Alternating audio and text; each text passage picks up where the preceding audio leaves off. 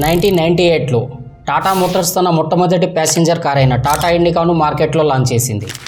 Launch అయిన స్టార్టింగ్లో మంచి రెస్పాన్స్ వచ్చినప్పటికీ కార్లో కొన్ని టెక్నికల్ ఇష్యూస్తో పాటు క్వాలిటీ ప్రాబ్లమ్స్ ఉండడం వల్ల సేల్స్ రోజు రోజుకి తగ్గిపోయాయి.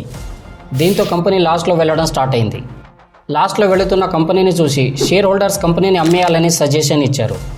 రతన్ టాటా గారు తనకి ఇష్టం లేకపోయినా కూడా తన కంపెనీని అమ్మడానికి అమెరికాకి చెందిన ఫోర్డ్ కంపెనీ దగ్గరికి వెళ్లారు. దాదాపు 3 గంటల పాటు మీటింగ్ జరిగిన తరువాత ఫోర్డ్ చైర్మన్ అయిన బిల్ ఫోర్డ్ రతన్ టాటా గారిని అవమానిస్తూ, ఈ బిజినెస్ గురించి మీకు నాలెడ్జ్ లేనప్పుడు ఎందుకు స్టార్ట్ చేశారు? ఈ కంపెనీని కొని మీకు ఉపకారం చేస్తున్నానని అన్నారు.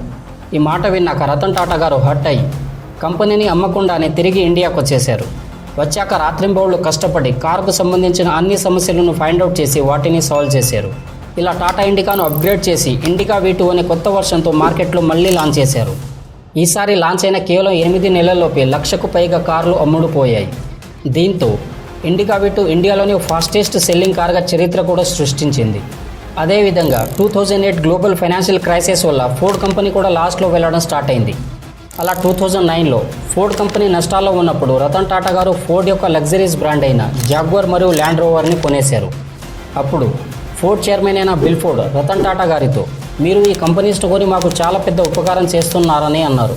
ఈ విధంగా రతన్ టాటా గారు తన అవమానాన్ని కోపంతో కాకుండా తన విజయంతో తీర్చుకున్నారు.